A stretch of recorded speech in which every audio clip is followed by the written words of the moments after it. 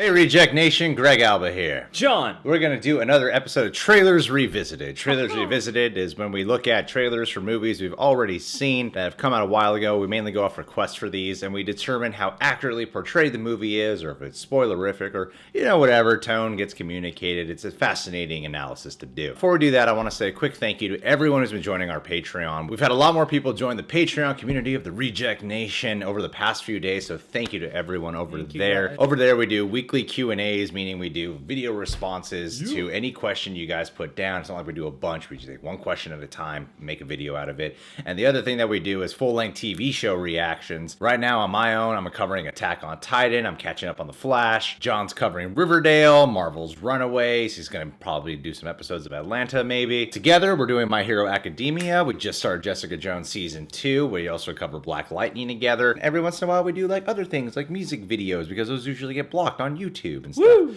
So thank you to everyone. And speaking of Patreon, Patron of the Day shout out for Delia Chamberlain today. Anyway, let's take a look at this trailer. This is the second trailer, by the way. So the first one's just a teaser in a way,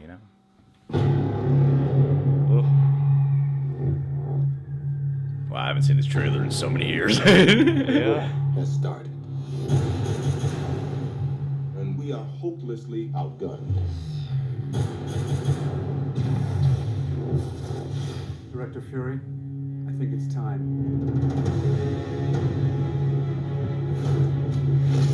You're here with a mission, sir? Trying to get me back in the world? Trying to save it. Doctor, I need you to come in. What if I say no? I'll persuade you. What are you asking me to do? It's called the Avengers Initiative. I thought I didn't qualify.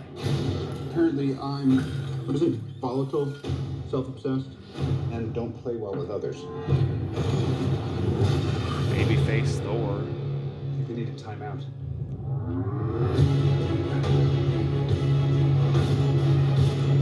How desperate are you? Huh. And you call on such lost creatures to defend you. You have made me very desperate. We're not a team. We're a time bomb.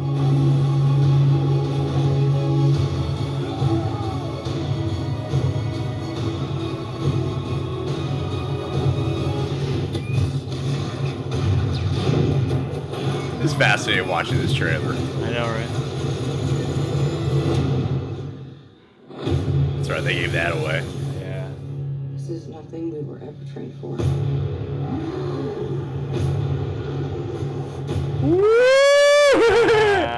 Remember seeing that shot of the trailer? Wow, it's fascinating watching the Infinity War trailer than watching this. Guys, Yeah. I'm bringing the party to you.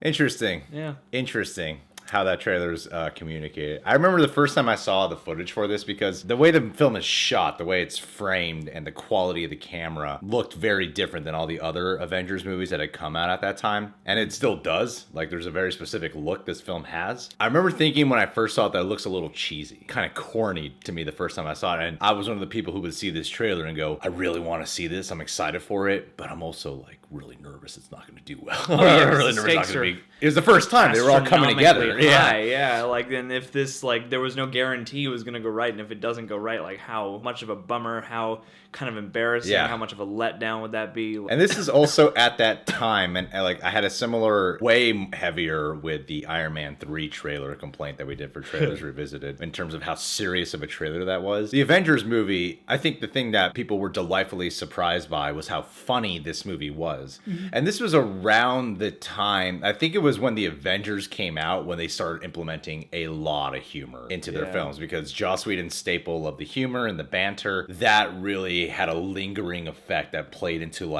all the Marvel movies preceding after this film. Majority of them. I know there's exceptions, Black Panther's not hilarious, or Winter Soldier and Civil War aren't the funniest things ever, but a lot of the other Marvel movies are really funny. This movie had so much humor in it that is just not communicated in its trailer. Yeah, I mean, they hint at like an aspect that feeds the humor, because I was kind of surprised in going back to revisit this that what they're hyping, it seems like the most, are the battle, obviously, but the dysfunction of the team. Yeah. And that feeds both the conflicts of the movie and a lot of the humor of the movie. And I'm a little surprised that this isn't as humorous a trailer, especially knowing that it's Joss Whedon and knowing how funny the movie is. Yeah, it's like everything that Joss Whedon touches practically has a certain deconstructive humor on it. Because even when they're showing like these images of Iron Man and Thor, they're fighting each other here. They make it look like it's a serious showdown of a conflict. When you look at that scene, that's just a really fun scene to watch those two go at it. Iron Man's making his jokes. It has its serious moments, of course it does. The big thing about it that really did precede a lot of the other Marvel movies was how funny the movies decided to become after Joss Whedon had this, and it was such a massive success. And the big thing that people gravitated towards was how funny the movie was too. In terms of like a trailer not really revealing a lot, I think it does a really good job of that. Yeah, it's mostly just like clippets here and there from different like action scenes and then narrations that kind of get the point across. Yeah, like if you were to do like a trailer breakdown, you could kind of piece some things together. Yeah, there are moments from all over the movie. When Loki's talking about like you work with these creatures or something, like is he talking to Iron Man there? And there's one shot where it's like it looks like Loki might be in prison, but a lot of it is the feeling of it looks like this.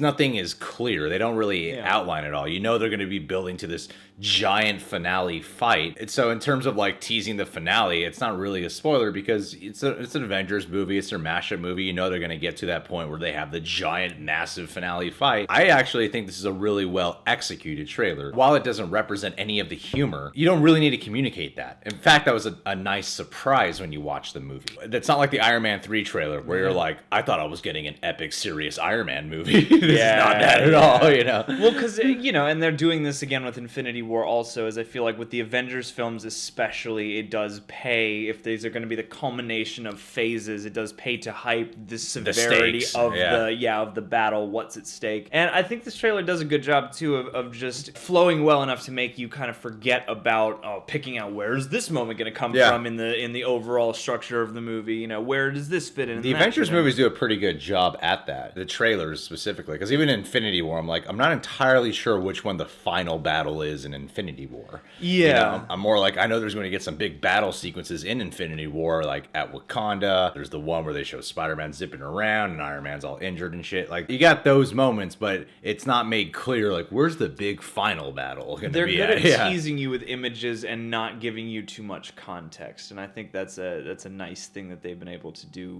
with these, especially for the Avengers movies specifically. Yeah, because these have to feel like events. They're based off a bunch of series that already have to feel like events, so it has to feel like the eventiest event. And in that way, I think they do. And the stuff that they choose to give away, like that team up shot, is a pretty huge moment for the movie. But I think that's an appropriate thing and a necessary thing to show. Like, don't worry, guys, you will see all them on screen at one time. And using that, one shot to kind of sum up the movie, I think is actually a pretty nice thing to do. And even the Hulk catching Iron Man, I'm not too upset about. Well, they edit it in a way they don't show that Tony Stark's going to go up there. He's going to try to sacrifice his life to save the world. And they splice it together in a different way where it looks like he's going up there, someone shoots, and Hulk saves him. It's the action, not the context. So you get all the thrill of wanting to see that, but without knowing what it is already. Yeah. It's got kind of all the major themes of the movie in it. It's got a lot of cool images that are going to entice us, and it's even structured like the first half is about bringing them together, and the second half is about